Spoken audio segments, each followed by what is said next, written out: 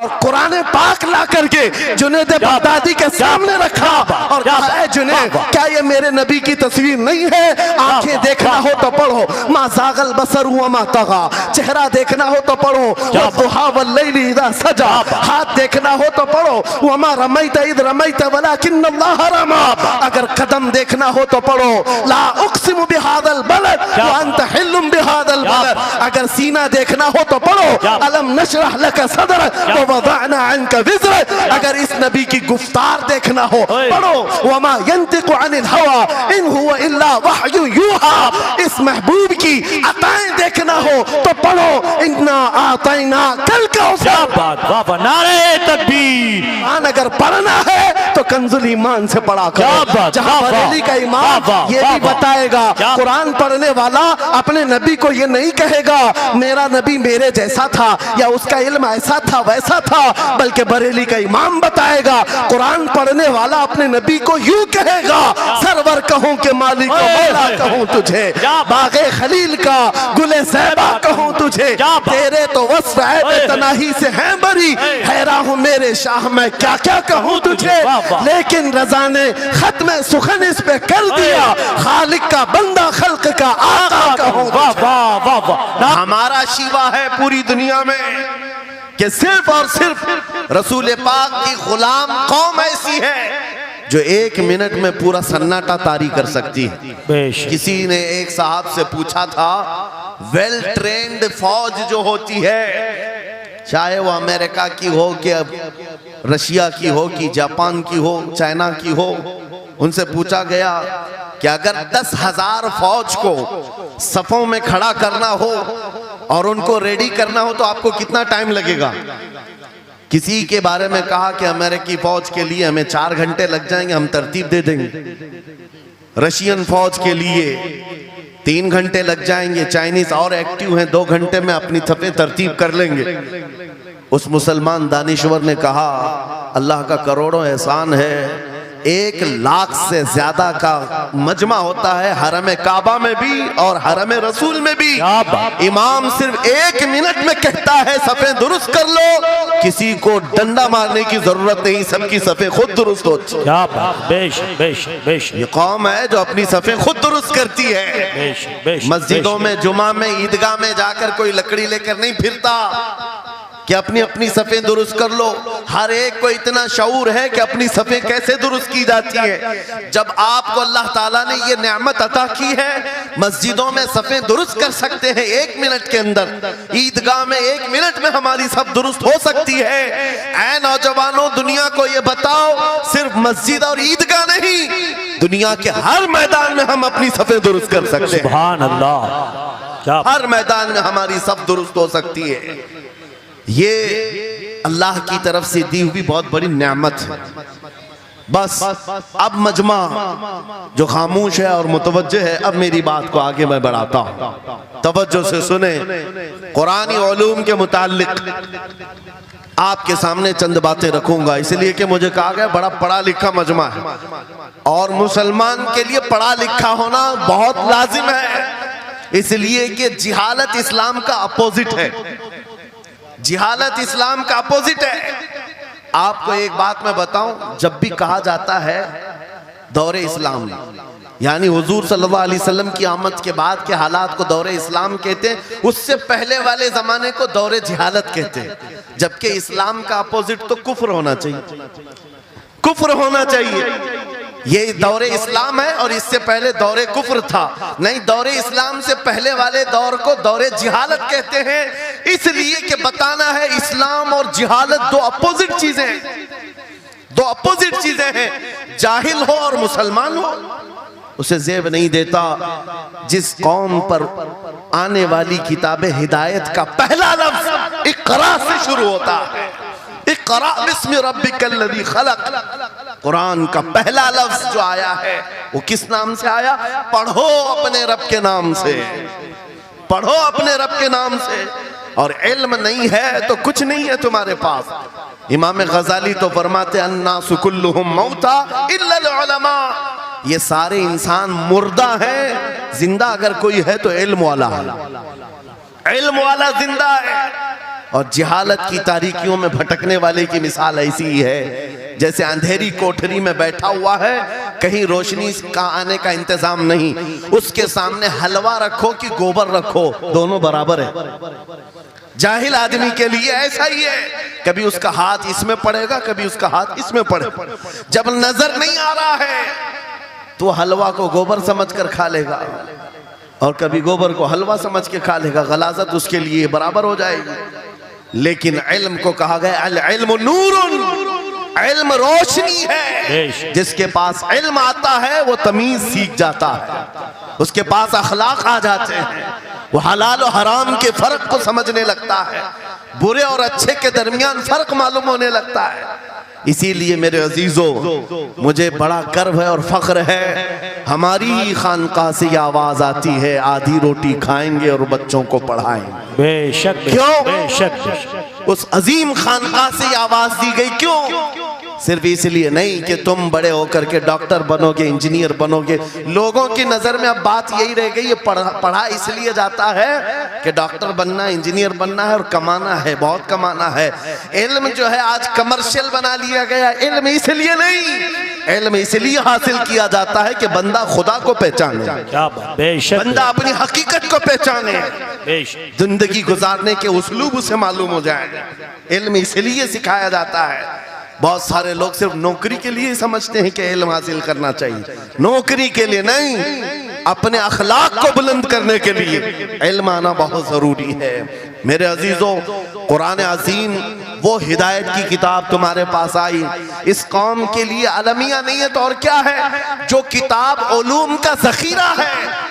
आज दुनिया उस किताब पर रिसर्च कर करके नए इल्म फनून हासिल कर रही है। उस किताब को तो हम मुर्दों पर पढ़ने के लिए रखे हैं। वो कुरान अज़ीम जो हिदायत की किताब और सारे उलूम का सर चश्मा है, उस किताब को कहां पढ़ते हैं? मैयतों पर। किसी का इंतकाल हो गया तो तीजे में पढ़ेंगे, चहलुम में पढ़ेंगे, नवे में, 20वें में पढ़ेंगे। वो ईसाले सवाब के लिए सिर्फ रखा गया। और उससे थोड़ा आगे बढ़ गए तो कसम खाने के लिए कुरान। आओ चलो हम कसम खाते कुरान पे हाथ रख करके, कुरान पे हाथ रख के। मियाँ क्या कुरान कसम खाने की किताब है? कुरान की वो आयत मैंने सबसे पहले पढ़ी, अल्लाह फरमाता ज़ालिकल किताबु ला रैब फीही, ये वो किताब है जिसमें शक की गुंजाइश नहीं, और ये हिदायत है परहेजगारों के लिए। और कुरान में 3 जगह ये लफ्ज आया है, हुदल लिन्नास, हुदल लिलमुमिनीन, हुदल लिलमुत्तकीन। ये सारे इंसानों के लिए भी हिदायत है, ये सारे ईमान वालों के लिए भी हिदायत है, और परहेजगारों के लिए भी हिदायत है। सब हिदायत अलग अलग अंदाज से हासिल करते हैं। बारिश एक ही है बरसने वाली, जमीनें अलग अलग हैं। बहुत नरम जमीन हो तो वो जमीन बारिश से फायदा ज्यादा उठाती है, और थोड़ी सी ओबड़ खाबड़ जमीन हो तो वहां से फायदा कम आता है। बारिश एक ही है, कुरान बारिश हिदायत है। जिसके दिल की जमीन जितनी नरम होगी उतना वो उससे हिदायत उठाएगा। सुभान अल्लाह, बेशक, उतना उससे फायदा उठाएगा। और आज हालात ये हैं, ऐ नौजवानों अपने दिल पर हाथ रख करके बताओ, कुरान कितने लोगों ने पढ़ा है? कुरान कितने लोगों ने पढ़ा? मैं हाथ नहीं उठवाता, किसी भी बात पर हाथ मत उठाया करो। ना ही झूठे हाथ उठाना है, ना सच्चे हाथ उठाना है, ना ही किसी और को शर्मिंदा करना है। अपने दिल पे हाथ रख करके बताओ कुरान कितनी मर्तबा पढ़ लिया। क्योंकि कुरान पाक, बहुत सारे लोग ये समझते हैं मदरसे में बचपन में एक बार पढ़ लिया तो उसका हदिया हो गया, खत्म हो गया है, अब इसके बाद फिर हमारी मैयत पे ही पढ़ा जाएगा। इसीलिए तो कुरान के उलूम से नावाकिफ हो गए। अरे समझना तो दूर की बात, देख करके पढ़ना भी मुश्किल है। आज लोगों का देख कर पढ़ना मुश्किल हो गया। कुरान तुम्हारे पास बहुत सारी किताबें नहीं है, बहुत सारे ग्रंथ नहीं, बहुत सारे वेद नहीं है जिनका शुमार ही नहीं है। तुम्हारे पास ओनली वन, एक किताब कुरान पाक, ऐसी महफूज किताब जिसके बारे में अल्लाह ताला खुद फरमाता है सूरह कमर में, वलक़द यस्सरनल कुरान लिज़िक्रि फ़हल मिन मुद्दकिर। हमने कुरान को याद करने के लिए आसान बनाया है कोई याद करने वाला? 4 बार ये आयत अल्लाह ताला फरमाता है कोई याद करने वाला? अल्लाह जब फरमा रहा है कुरान आसान है तो कौन कहता है ये मुश्किल है? हमने खुद अपने हाथों तबाही को दावत दी है। दर्स कुरान को अगर हमने न भुलाया होता, ये जमाने ने जमाना न दिखाया होता, वो जमाने में मुअज़्ज़ज़ थे। मुसलमान होकर आज हम खार हुए हैं, तारीके कुरान होकर आज हम छोड़े बैठे हुए हैं। कुरान अजीम को छोड़कर बैठना कितनी बड़ी गुमराही है। आज हालात ऐसे आ गए कि कुरान को बदलने की बातें होने लग गई। क्यों? तुम उठाते ही नहीं। 26 आयतें निकाल दो, 25 आयतें निकाल दो, इसमें ये बातें उसमें वो बातें हैं। मुसलमान को तो पता भी नहीं है कौन सी आयतों के बारे में ये वावेला मचाया जा रहा है। अरे तुम पढ़ो, तुम्हारे लिए कुरान आया है। ये जितनी भी कॉन्फ्रेंसें हैं, मैं समझता हूं इसके बदले हर जगह सुबह व शाम कुरान पढ़ने और पढ़ाने का इंतजाम हो जाए। इस तरह के हजारों जलसों से वो अफजल है। बेशक ये मैं नहीं कह रहा हूं, मेरे आका फरमाते हैं खैरुकुम मन तअल्लमल कुरान व अल्लमा। तुम में से सबसे बेहतरीन आदमी वो है जो कुरान सीखे और दूसरे को सिखाए। बेशक बेशक, सबसे बेहतरीन आदमी वो है कुरान को सीखे और दूसरे को सिखाए। आज नौजवानों के अंदर एक बड़ी तादाद मुझे देखने को मिलती है, उनको छोटी छोटी सूरतें भी नहीं मालूम, कुरान देख करके पढ़ना भी नहीं आता। बचपन में हमारे माँ बाप ने हमको सीने से लगा करके कुरान मदरसा भेजने की आदत डाली थी, और जब स्कूल जाते थे तो बस्ता पीछे लगा के जाते थे। पता होगा, स्कूल जाते हैं तो बस्ता पीछे रख के जाते हैं, और कुरान पढ़ने के लिए जाते हैं तो सीने से लगा के जाते हैं। यह हमेशा से एक रीत रिवाज चला, बुजुर्गों का डाला हुआ कि बेटा कुरान हमेशा आगे होगा। लेकिन शऊर आने के बाद तुमने कुरान को पीछे डाल दिया, पीछे को आगे कर दिया। कोई इल्म ऐसा नहीं जो कुरान में मौजूद नहीं, कोई इल्म ऐसा नहीं। वला रतबिन वला याबिसिन इल्ला फी किताबिन मुबीन। मेरा मौला फरमाता है कोई खुश्की और तरी की बात ऐसी नहीं जो हमने कुरान में ना बयान की। वनज़्ज़लना अलैकल कुरान तिबयानन लिकुल्लि शै। रब फरमाता है हमने कुरान में हर चीज का वाज़ेह बयान उतारा है तुम पर। और सैयदना अब्दुल्ला इब्न अब्बास मुफस्सिरीन के सरदार, रसूल पाक सल्लल्लाहु ताला अलैहि वसल्लम के चचेरे भाई हजरत अब्दुल्ला बिन अब्बास कहते हैं लौ ज़ाअ ली इक़ालु बईरिन लवजदतुहु फी किताबिल्लाह। कहते हैं अगर मेरे ऊंट की नकील की रस्सी भी गुम हो जाए, मैं उसको किताबुल्लाह कुरान में ढूंढ लूंगा। क्या बात, वाह वाह वाह वाह। मैं उसको कुरान में ढूंढ लूंगा। उनके पास उलूम कुरान थे। और आप क्या समझते हैं कुरान में क्या नहीं है? साइंस की वो इजादात को अगर आप लेकर के बैठे, मैंने अपना पूरा बयान रिकॉर्ड किया है 2 साल कबल ही। यहाँ वक्त की किल्लत है, मैं आपके सामने अर्ज करता हूँ 16वीं सदी के बाद या 18वीं सदी के बाद साइंस की तरक्कियात ने अपना पैर जमाना शुरू किया है इस रुए जमीन पर। जबकि मेरे मुस्तफ़ा करीम सल्लल्लाहु ताला अलैहि वसल्लम की जुबान अक़दस से निकले हुए कलमात जो कुरान में मौजूद हैं, उठाओ और मैं बताता हूँ हर चीज का इल्म कुरान में मौजूद है। जब कोई सोनोग्राफी का इंतजाम नहीं था, ना सिटी स्कैन हो सकता था, ना एक्सरे का कोई इल्म किसी के पास था, उस वक्त कुरान कह रहा है एम्ब्रियोलॉजी के बारे में। क्या बात, एम्ब्रियोलॉजी क्या है? बच्चा पैदा होने की जो उसके नशो नुमा की जो मुद्दत होती है, किस तरह पेट में बच्चे की तख्लीक होती है। कुरान में मौला फरमाता है थुम्मा जअलनाहु नुतफतन फी क़रारिन मकीन थुम्मा खलक़नल नुतफता अलक़तन फ़खलक़नल अलक़ता मुदग़तन फ़खलक़नल मुदग़ता इज़ामन फ़कसौनल इज़ाम लहमा थुम्मा अंशअनाहु ख़ल्क़न आख़र फ़तबारकल्लाहु अहसनुल ख़ालिक़ीन। मौला फरमाता है हमने नुतफे से अलक़ा बनाया। नुतफा क्या है?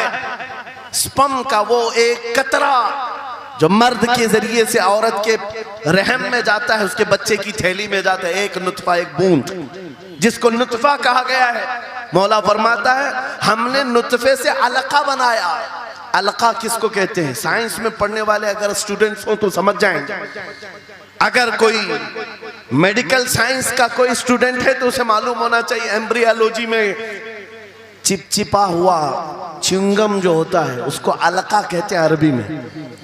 और आज साइंस ये कहती है कि पहले बाप के नुतफे के एक कतरे से एक छोटा सा खून का टुकड़ा बनता है जो चिपचिपा होता है, फिर उसके बाद एक गोश्त का टुकड़ा होता है, फिर उसके बाद उसमें हड्डियां बनती हैं, फिर उसके बाद उस पर चमड़ियां आती हैं, फिर उसके बाद उसकी आंखें, सारी चीजें बन जाती हैं। ये प्रोसेस है 9 महीने माँ के पेट में, और हर एक के वीक्स गिने हुए हैं। फर्स्ट वीक में क्या होता है, सेकंड वीक में क्या होता है, थर्ड वीक में क्या होता है, एम्ब्रियोलॉजी का पूरा इल्म है। साइंस आज 21वीं सदी में इस एम्ब्रियोलॉजी को तुम्हारे सामने ला रही है। अरबों के उस दौर की बात कर रहा हूं जहां लोगों को घर बनाने का इल्म नहीं था, और कुरान माँ के पेट में पैदा होने वाले बच्चे की तख्लीकात बयान कर रहा है। नारे तकबीर, नारे रिसालत, फैज़ाने कुरान मुक़द्दस,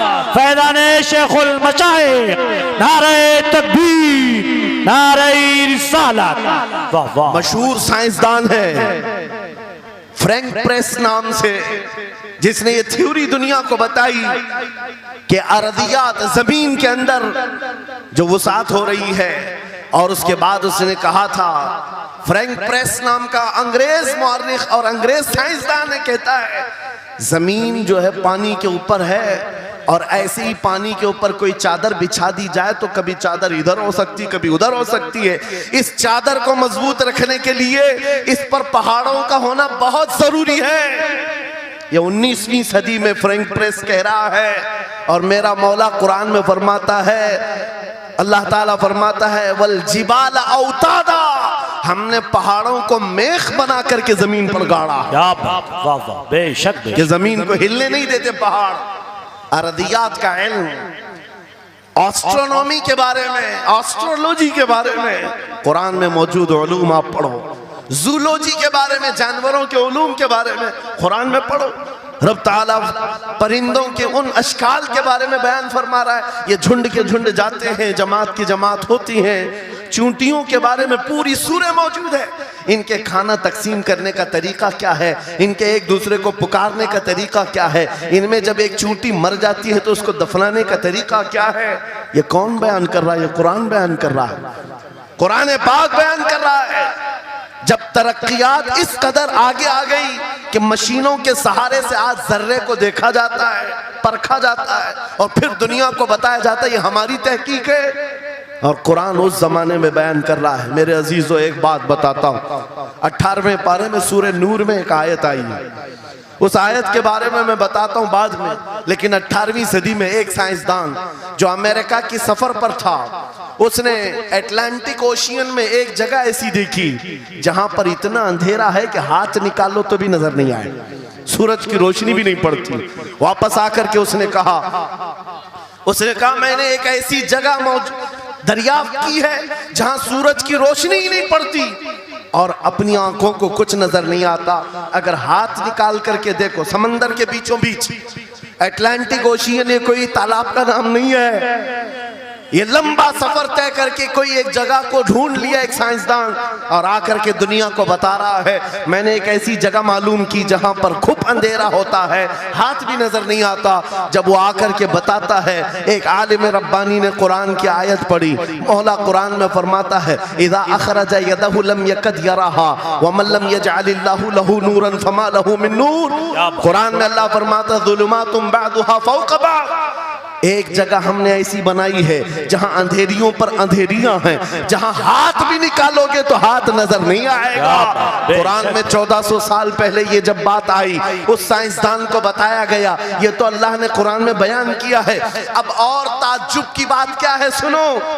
वो आया साइंटिस्ट, कहा ये किसकी बयान की हुई किताब है? कहा मोहम्मद रसूलुल्लाह की, मक्का में पैदा हुए, मदीने में जिंदगी गुजारी, आखिर दिन की। उसने कहा मैं उनके बारे में जानना चाहता हूँ, हो सकता है वो समंदरों के बहुत बड़े माहिर थे, वो समंदरी उलूम के बारे में बहुत कुछ जानते थे, उन्होंने जिंदगी का बहुत सारा हिस्सा समंदरों के सफर में गुजारा होगा। उस जमाने में उनको अटलांटिक ओशियन में मौजूद ये अंधेरा कैसे पता चला? ताज्जुब की बात है, हैरत की बात है। जब उस साइंसदान से कहा गया, ए अजीज, हकीकी बात तो यह है कि पूरी 63 साला जिंदगी में मेरे आका एक बार भी समंदर के पास नहीं गए। एक बार भी इत्तेफाक नहीं हुआ। तब वो कहता है जो बंदा कभी समंदर के सफर पर गया ही नहीं और वो अटलांटिक ओशियन में मौजूद अंधेरियों की बात करता है तो फिर ये अपने पेट से नहीं, ये अल्लाह की बात कर रहा है। क्या बात, बेशक बेशक, ये खालिक समंदर की बात कर रहा है बेशक, जिसने वो अंधेरियां पैदा की। मेरे अजीजों, आपसे मेरा खिताब इसलिए है कि जो ज़ख़ीरे अल्लाह ताला ने हमारी किताब मुक़द्दस में रखे हैं, इसको हल करते करते लोगों के बाल सफ़ेद हो गए और तुम तो अखलाक सीखने के लिए ऐसे लोगों के पास जाते हो जिनको पेशाब करने का तरीका नहीं मालूम। क्या बात, बेशक, कुरान के उलूम क्या कम है तुम्हारे पास। अब मैं आता हूँ, ये तो साइंसी बातें हो गई, मैथमेटिक्स तो पूरा कुरान में इतना है, बयान करते करते मैं सुबह कर डालूं। कुरान पाक के अददी एजाजात, कुरान पाक के हिसाब, रियाजी, मैथमेटिक्स के फंडे, बहुत कुछ है। फिजिक्स के बारे में है, ज्योग्राफी के बारे में है, अलजिब्रा के बारे में है, साइंस के बारे में है। ये तमाम उलूम तो एक मिसाल के तौर पर मैं आपके सामने रख रहा हूँ, लेकिन अफसोस मैं उस कौम से बात कर रहा हूँ जिस कौम ने कुरान को छूना भी बंद कर दिया है। जाकर के देखें, आज ही जाकर के देखें, घरों के अंदर तुम्हारे टीवी, फ्रिज और वॉशिंग मशीन तो धूल से साफ होंगे, रोजाना साफ करते होंगे, कुरान को हफ्ते हो गए कभी छुआ भी नहीं। गर्द जमी हुई, धूल लगी हुई है। कुरान के साथ ये नाइंसाफी बंद कर दो, कुरान के साथ ये दोहरा मेयार बंद करो। आपको पता है क़यामत के दिन मेरे आका फरमाते हैं जो दो चीजें जिसकी हिमायत में आ गई उसको जन्नत में जाने से कोई नहीं रोकेगा, और दो चीजें जिसके खिलाफ खड़ी हो गई फिर उसको दोज़ख में जाने से भी कोई नहीं रोक सकता। हुजूर से पूछा गया वो दो चीजें क्या हैं? हुजूर फरमाते हैं जिसकी हिमायत में रमजान और कुरान खड़े हो गए उसका जन्नत में जाना तय हो जाता है। क्या बात, वाह वाह। और जिसके खिलाफ खड़े हो गए रमजान और कुरान, हुजूर फरमाते हैं फिर उसका दोज़ख में जाना तय हो जाता है। अल्लाह अकबर। अल्लाह के रसूल दानाए ग़ुयूब, कायनात के सरदार मेरे आका दुआ करते हैं अल्लाहुम्मा जअलिल कुरान हुज्जतन लना ला हुज्जतन अलैना। ये मेरे नबी की दुआ है, आप तवज्जो करें। हुजूर जब ये दुआ कर रहे हैं, ऐ अल्लाह कुरान को क़यामत के दिन मेरा हिमायती बना, मेरे खिलाफ ना बना। क्या बात, वाह। साहिब कुरान खुद कह रहे हैं क़यामत के दिन इसको हमारे खिलाफ ना खड़ा कर, कुरान को हमारा हिमायती बना। ऐ लोगों, हम कौन सी जिंदगी गुजार रहे आज? बहुत दूर हम आ चुके हैं, बहुत दूर हम आ चुके हैं। आज कुरान की तालीम को भी इतना सस्ता समझा जाता है, इतना सस्ता कि आपके पास अगर बच्चे के पास टाइम हुआ तो मदरसा भेजो, नहीं तो छोड़ो जाए। मदरसों में आने वाले वो बच्चे जिनकी नाक बह रही हो, कपड़े ढंग के ना हो, कारी साहब और हाफिज साहब खुद ही उसको साफ भी करें, खुद ही पढ़ा करके भी भेजे। क्या तुम अपने वक्त की मशहूर कॉन्वेंट स्कूल में भी इसी तरह अपने बच्चों को भेजते हो? वहां पर गैर हाजिरी से कितना डरते हो, अपनी छुट्टियां तर्क कर देते हो, रिश्तेदारों से मिलना बंद कर देते हो। नहीं, बच्चे की स्कूल छूट सकती है, लेकिन कुरान के साथ कैसा दोहरा सलूक है, कुरान के साथ कैसा मेयार है, आपको मैं बताता हूँ। इमाम हमारे सिराजुल उम्मा इमाम आजम अबू हनीफा रज़ी अल्लाह ताला अन्हु अपने बेटे को जिस कारी कुरान के पास पढ़ने के लिए भेजा करते थे, कारी साहब ने इमाम आजम के बच्चे को पूरा कुरान पढ़ा दिया। नाजरा कुरान की बात कर रहा हूँ। जब पूरा कुरान बच्चे ने पढ़ लिया तो इमाम आजम अबू हनीफा को ये मुबारकबादी दी गई कि आपका बच्चा पूरा कुरान पढ़ चुका है हाफिज साहब के पास। तो हाँ, इमाम आजम बड़े ताजिर थे अपने ज़माने के। उन्होंने क्या किया, उस कारी साहब को 4 लाख दिरहम नजराने में भेजा। सुभान अल्लाह। कितना? 4 लाख दिरहम चांदी के सिक्के होते थे।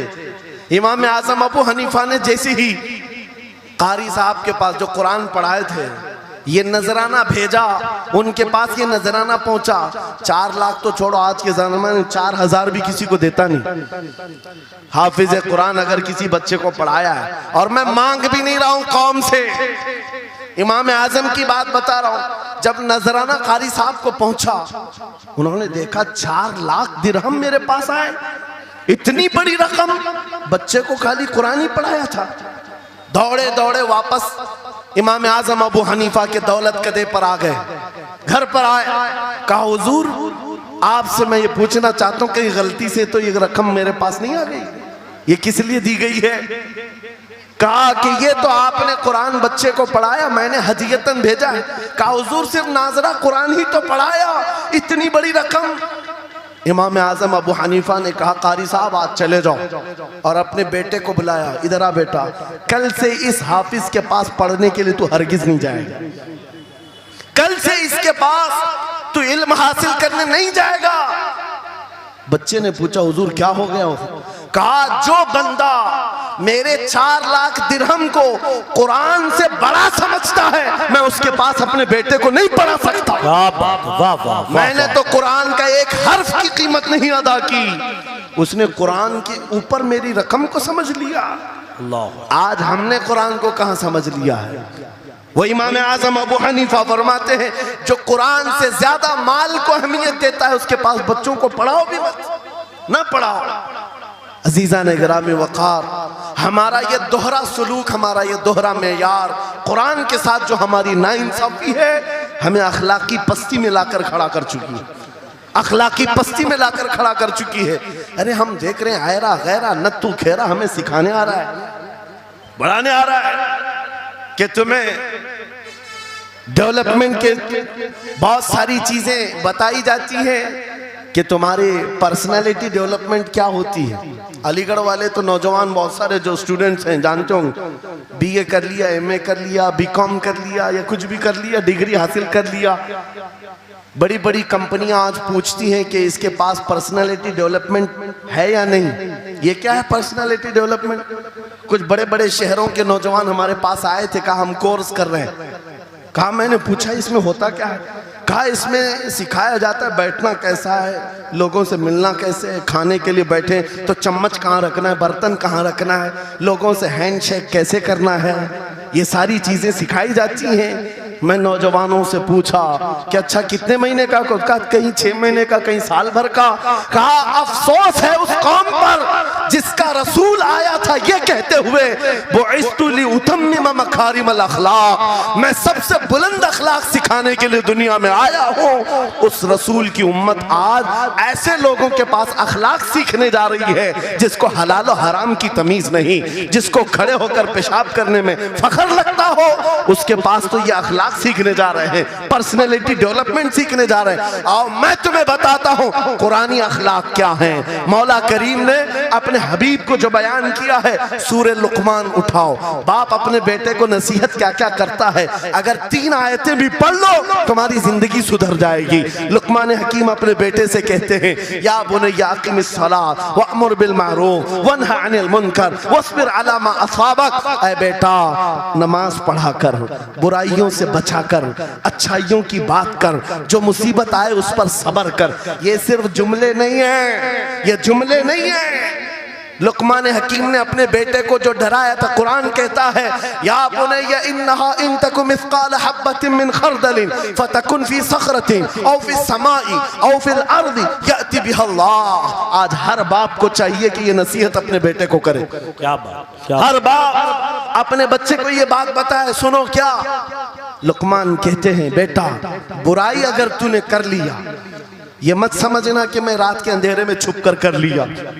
आज तुम्हारे हाथ में मोबाइल गुनाहों का अड्डा बन करके आया है। सिर्फ एक टच स्क्रीन पर सारी दुनिया तुम्हारे सामने नंगी नाचती हुई नजर आती है। कितने नौजवानों ने अपने अखलाक का कत्ल कर लिया है, उनकी आंखें हया से नापाक हो गई हैं। कितने लोगों ने अपना नूर ईमान बेच दिया मोबाइल की स्क्रीन पर चलने वाली इन बेहया तस्वीरों पर। कितने तो फरेफ्ता हो गए, कितने जवानी बर्बाद कर चुके। तुम क्या समझते हो?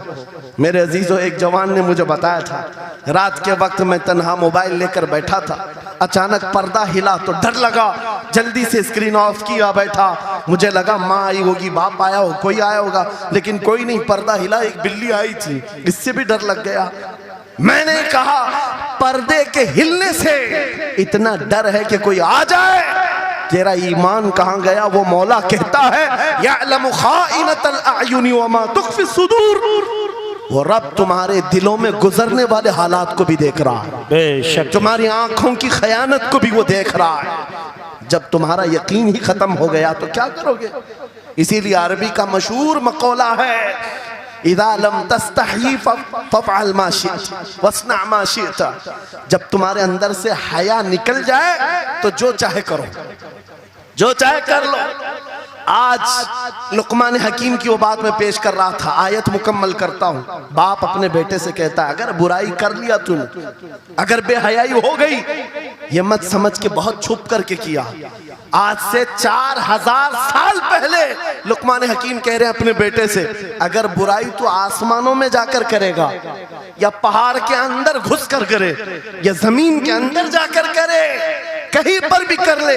जबकि ये तीनों चीजें उनके जमाने में नहीं थी, न पहाड़ों के अंदर जाकर के करने का तसव्वुर, न जमीनों के अंदर जाने का, न आसमानों में उड़ने का तसव्वुर। ये सब आज के दौर में मुमकिन है।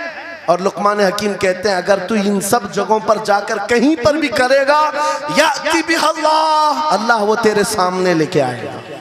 बेशक वमन यअमल मिस्काल ज़र्रतिन खैरन यरा वमन यअमल मिस्काल ज़र्रतिन शर्रन यरा। तुम अगर राई के दाने के बराबर भी नेकी करो, अल्लाह वो तुम्हें दिखाएगा। राई के दाने के बराबर भी बुराई करो, अल्लाह तुम्हें दिखाएगा।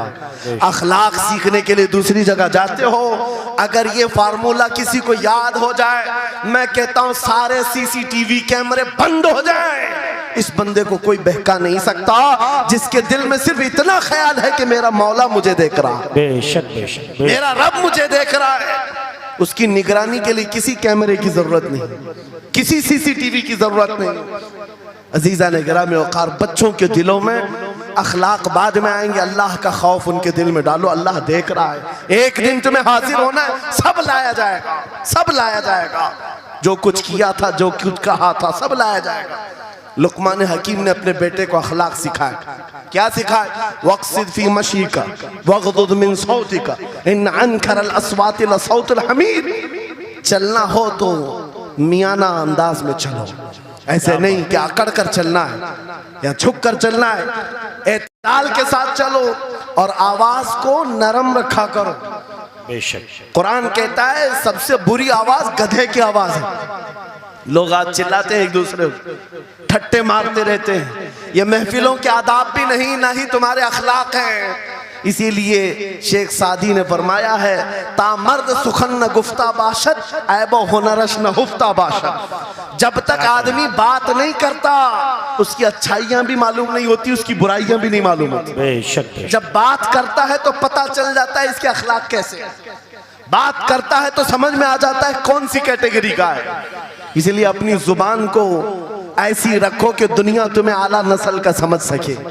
बात करो तो तमीज के साथ, चीख पुकार करना, एक दूसरे को इस तरह से बात करना नौजवानों में आज आम हो गया।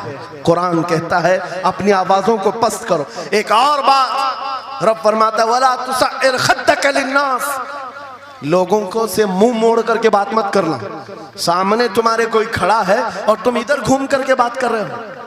ये आज फैशन हो गया है, पीछे पलट करके बात करना, इधर देख करके उसको बात करना।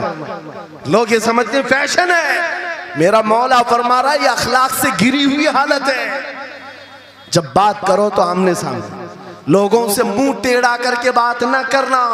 ये अखलाक कौन सिखा रहा है? ये कुरान अजीम है। तुम पर्सनालिटी डेवलपमेंट सीखने की बात कर रहे हो, तालीमात इस्लाम को छोड़कर क्या पर्सनालिटी डेवलपमेंट हासिल कर पाओ?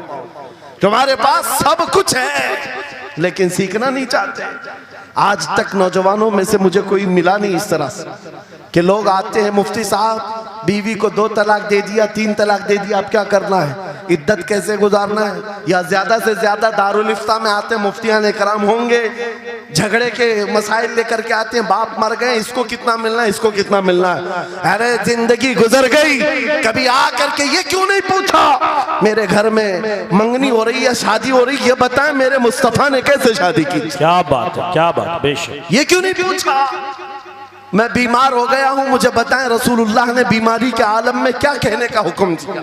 क्या बात, अगर तलब हो मेरे नबी के पीछे चलने की तो बंदा ढूंढ ढूंढ कर चलेगा, बेशक ढूंढ ढूंढ कर चलेगा। बेशक। हजरत इमाम अबू यूसुफ के बारे में और बाद में इमाम अहमद बिन हम्बल के बारे में कहा कि आपने कलिंगड़ खाने का बहुत शौक था, तरबूज, आप तरबूज कहते हैं? हाँ, हमारे यहाँ मुंबई में इसको कलिंगड़ कहते। और उन्होंने ये कहा कि ये सुन्नत भी है। मुझे रिवायत मिली है कि हुजूर ने भी खाया लेकिन जिंदगी भर खाए नहीं। मुरीदीन ने पूछा कि हुजूर जब सुन्नत भी है और आपको शौक भी है, खाते क्यों नहीं? कहते हैं अब तक मैं वो तरीका ढूंढ रहा हूं कि मेरे नबी ने कितने टुकड़े करके खाए। अल्लाहु अकबर, अल्लाहु अकबर, वाह वाह। मुझे वो जो तरीका चाहिए। हुजूर के पीछे चलने वाला ढूंढ ढूंढ करके अमल करता है। और आज हमने जिंदगियां ऐसी बनाई हुई हैं कि लगता है दारुल इफ्ता, मुफ्ती और उलमा सिर्फ तलाक के लिए हैं, ये इद्दत के मसले पूछने के लिए, विरासत के मसले पूछने के लिए। अरे हमें भी काम दो, हम ढूंढ ढूंढ कर तुम्हें बताएं मेरे नबी चलते कैसे थे, मेरे नबी बात कैसे करते थे, लोगों से मुसाफा कैसे करते थे, लोगों के सामने आते तो कपड़े कैसे पहनते थे, मेरे नबी की नमाजें कैसी थी, हुजूर जब दस्तरखान पर बैठते कहां से शुरू करते कहां से खत्म करते। इस काम पर भी तो उलमा को लगाया करते ताकि तुम्हें पता चलता मुझे कहीं और से अखलाक सीखने की जरूरत नहीं, दुनिया के सारे अखलाक मेरे नबी के कदमों में मौजूद है। नारे तकबीर, नारे रिसालत, फैज़ाने खानकाए बरकत, फैज़ाने खानकाए बरकत, शेरे रज़ा, शेरे रज़ा, फैज़ाने शेखुल मशाइख, नारे तकबीर, नारे रिसालत, वाह वाह। दर्स कुरान को अगर हमने न भुलाया होता, ये जमाने ने जमाना न दिखाया होता। इको बंद कर दो, इको। कुरान पाक के सिलसिले में मुझे बयान करने का हुक्म दिया गया, बस मैं वही बातें कर रहा हूं। मैं आपको अपने मौजू से जो मुताल्लिक है वो बातें अर्ज करता हूं। कुरान क्या तमीज सिखाता है। आज घर घर के अंदर जो एक बहुत बड़ी बला आई हुई है, हर तीसरा चौथा घर ये शिकायत लेकर के आता है बेटा हाथ से निकल गया, बेटी हाथ से निकल गई। माँ बाप इस बात के लिए रोज परेशान है, बेटा हाथ में नहीं आता, बेटी हाथ में नहीं आती। जहां ये जवान हुए 10वीं पास किया, ये मुंह दिखाते हैं हमको, आंख फिराते हैं हमको। फरमा बरदार बच्चों की कमी बहुत कम हो गई।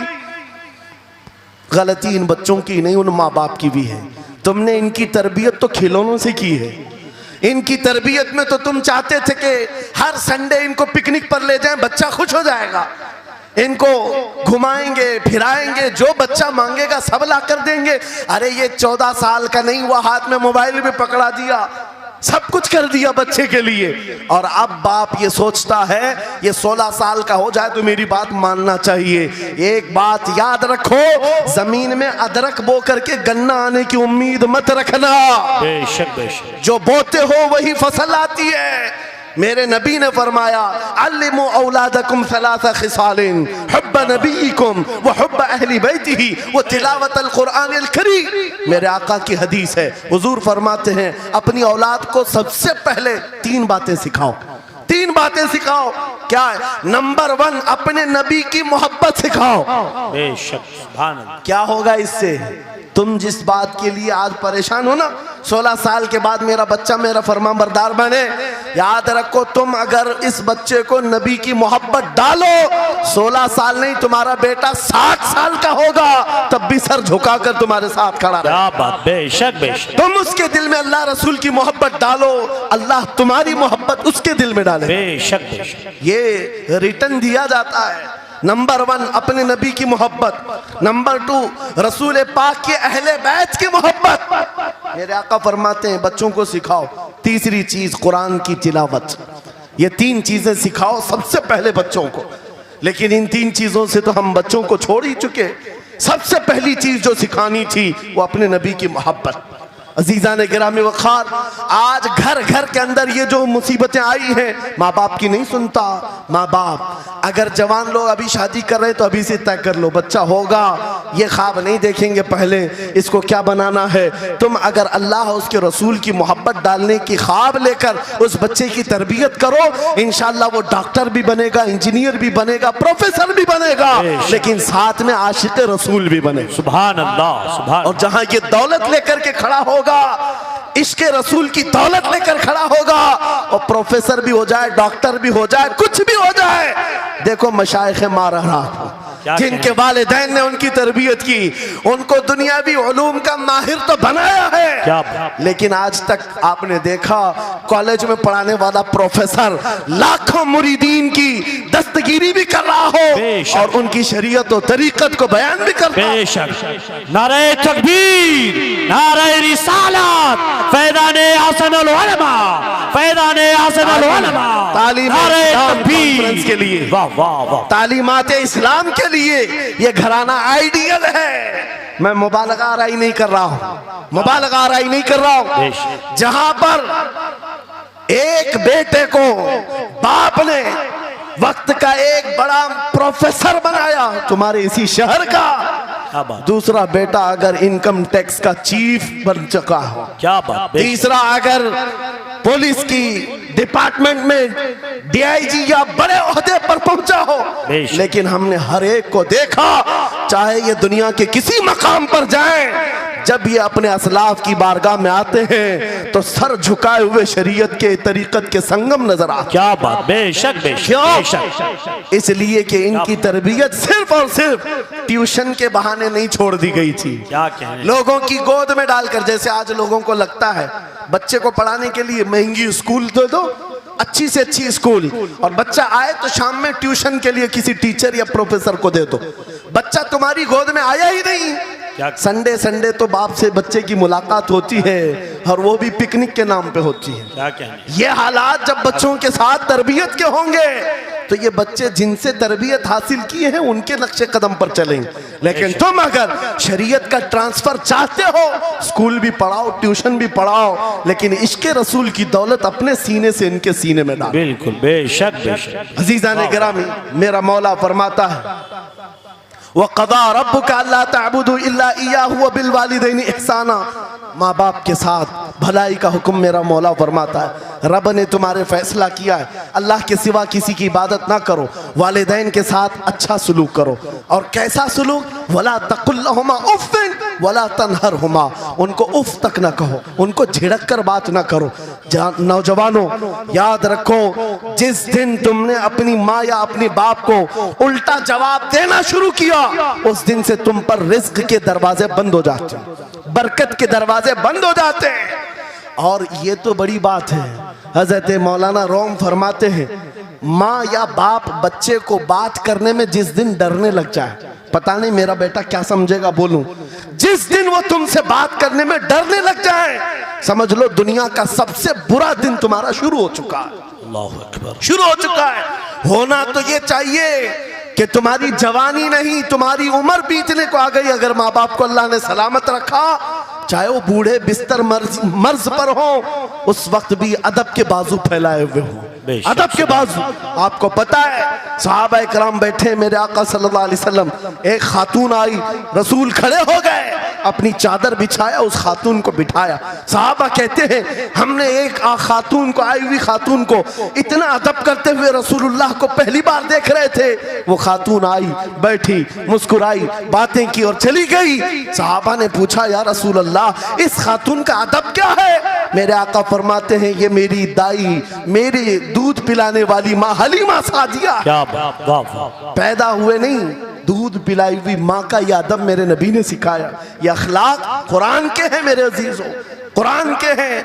याद रखो नौजवानों, इन बूढ़े माँ बाप को आज जितने लोगों ने तरसाया है और उन्हें घुट घुट कर जीने पर मजबूर किया है, वो आज की रात तौबा करके जाएं, तौबा करके जाएं, मुसाफा करें, उनके हाथ चूमें।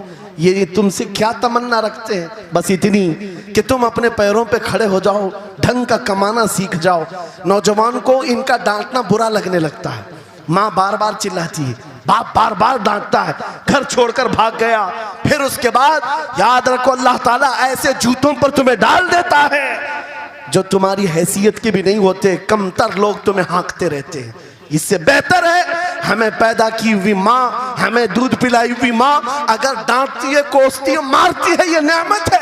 बेशक। एक नौजवान के बारे में मैं अक्सर कहा करता, हमारे साउथ का था, बड़ा बिगड़ा हुआ, माँ मेरे पास आई थी, कह रही थी इसको समझा ले मैं बेवा हूं, इसका बाप बचपन में मर गया, ये बच्चा 2 साल का था, मेरा शोहर मर गया, मैं घरों की पतेलियां मांझ करके इस बच्चे को बड़ा की हूं, लेकिन आज ये औबाश बन गया है। बदमाशों की दोस्ती। मैंने उस नौजवान को बुलाया था, अपने करीब किया, समझाया, अल्लाह ने उसको समझ दे दी। वो लड़का थोड़ा बहुत सीधे रास्ते पर आया और बेंगलुरु गया था कमाने के लिए। मैंने कहा नौकरी कर, तेरी माँ कुछ नहीं चाहती, वो जिंदगी तो गुजार चुकी, अपने हाथों से कमाई है, बस ये चाहती है कि तेरी कमाई का एक लुकमा खा ले। ऐ नौजवान, क्या अपनी माँ को इतना भी सुख नहीं देना चाहता? गया था कमाने के लिए। मेरे अजीजों, आज भी वो मौजूद है, आज भी है। वो कमाया, महीना भर गुजरा था या 2 महीने ही, अपनी तनख्वाह लेकर के वतन वापस आया। अपने घर के पास जिस दिन वो पहुंचा था, घर के बाहर बहुत भीड़ जमी थी। लोगों से पूछा उसने तो पता चला उसकी माँ आज ही सुबह इंतकाल की। अल्लाह अकबर। वो पैसों की गड्डी ला करके जो कमाया था 1 महीने 2 महीने की तनख्वाह माँ के कदमों में रख दिया। बहुत रोया। ये बात मैं तकरीरों में इसलिए कहता हूँ, उसने कई बार कहा मुफ्ती साहब नौजवानों को सिर्फ इतनी बात कहें, मैं इस अजाब में रोज मरता हूँ, मेरी माँ जिंदगी भर लोगों के जूठे मांझ करके मुझे खिलाती रही और मैं एक लुकमा मेरी माँ को खिला ना सका। जिस दिन मैं लाया था पैसे, ये तो दुनिया से चल पड़ी। मुझे आज रोज इस बात का गम सताता है। आप नौजवानों से खिताब करते हैं, कम से कम इनसे कह दें कि तुम्हारे माँ बाप जिंदा हैं, होश में आ जाओ, अपने हाथों से उनको खिला तो सको, उनके हाथ पकड़कर चला तो सको, इसलिए कि दुनिया की अजीम नेमत है। जिसका बाप जिंदा है, जिसकी माँ जिंदा है, उसके हक में वो दुआ कर ले। मेरे आका फरमाते हैं नबियों की दुआ उम्मत के बराबर जो होती है, वो बाप की दुआ बेटे के बराबर होती है। आज मैं गुफ्तगू समेटता हूँ, ख़त्म कर देता हूँ, इसलिए कि अखलाक इस्लाम बहुत वसी मौजू है, बहुत वसी मौजू है। लेकिन आपके लिए सिर्फ इतनी बात काफ़ी है कि कुरान को छोड़ करके अगर दूसरी जगह सीखने जाओगे तो मारे मारे फिरोगे। आज वापस आ जाओ उसी कुरान पर जिसको मेरे आका ने हमारे उरूज का जरिया बनाया है, हमारी तरक्की का रास्ता बनाया है। जानते हो जब दुनिया के पास पार्लियामेंट नहीं थी, चलाने के लिए उसूल नहीं थे, पूरी दुनिया को कुरान ने उसूल बताए हैं, कानून बताए हैं। इस एक कुरान से फ़िक़्ह हनफी मिला, फ़िक़्ह शाफ़ई मिला, फ़िक़्ह हम्बली मिला, फ़िक़्ह मालिकी मिला। ये तो 4 मैंने नमूने बताए, 1 2 नहीं 18 फ़िक़्ह की तदवीना पूरी दुनिया में मौजूद है।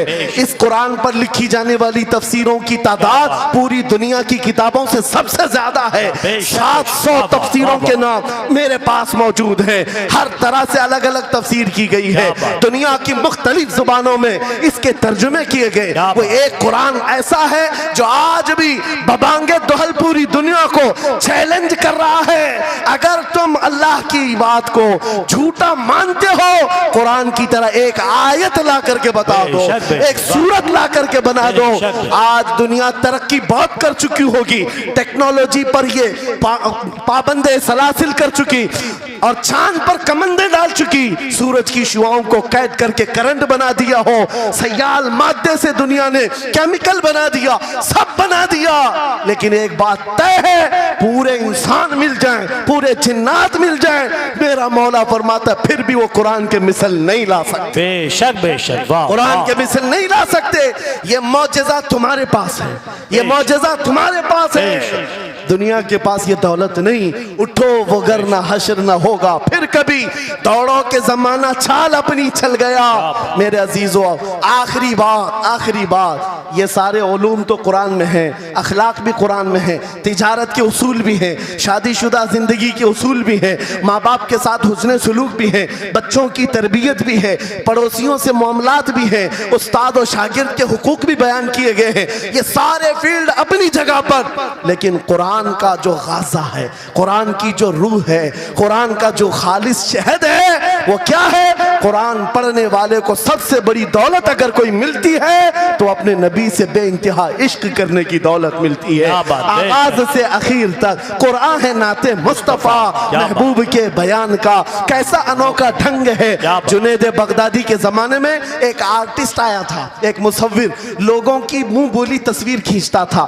अगर कोई आता अपनी महबूबा के बारे में कहता, उसकी आंखें ऐसी, उसकी नाक ऐसी, उसकी भवें ऐसी, उसकी पेशानियां ऐसी, वो उसी तरह से तस्वीर निकालता था। आर्टिस्ट था और लोगों की कतारें लगी थी अपने अपने महबूब महबूबाओं की तस्वीरें निकालने के लिए, इसलिए कि आपकी तरह मोबाइल उस जमाने में नहीं थे जो हर घड़ी खींच लिया करें। वो जुनैद बगदादी का दौर, आर्टिस्ट तस्वीर निकालता था। जब ये बात पता चली, हजरत जुनैद बगदादी भी उस मुसव्विर के घर चले गए, लाइन में खड़े हो गए।